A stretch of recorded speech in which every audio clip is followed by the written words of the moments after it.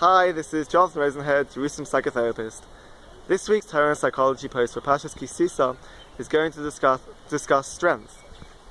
In this week's Parsha, Moshe Rabbeinu sees the Bnei Yisrael celebrating around the Egel Azav, dancing and singing, and in anger he lifts up the luchos, throws them down onto the ground and smashes them.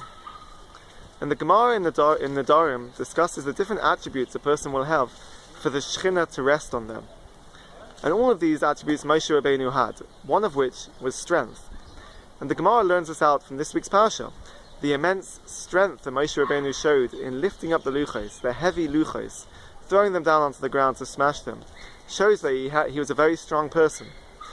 And the Mefarshim discuss in the Gemara whether this is to be taken literally, that Moshe Rabbeinu was indeed a very strong person, or perhaps it relates to psychological strength, mental resolve, such as the teaching associated in Pirkei Avos with Ezehu Gibor Akovesh Es Yitzra.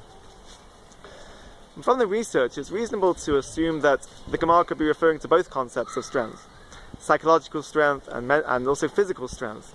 They're related to each other, and one's optimal functioning and well-being depends on having a good level of physical strength and mental strength.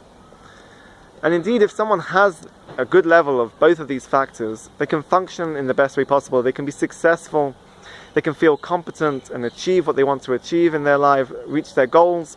And in this sense, you could say that the Shechina is resting on them. Life is going better, life seems to be easier for them, because they have a good level of mental strength and physical strength, a good optimal level of functioning and well-being.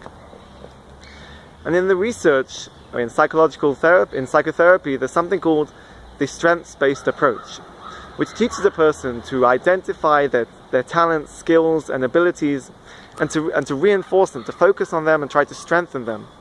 It's an approach that tries to teach a person to look at what was going well for them or is going well for them, and to do more of it and to build on it. And this is a process of empowerment to teach a person that everybody has strengths. A core belief of the strengths-based approach is everyone has these internal resources to draw on, to build on, and to focus on in their life. And this is the message of the strengths-based approach. So Moshe Rabbeinu maybe was displaying superhuman power to be able to lift up the luchos and to smash it down.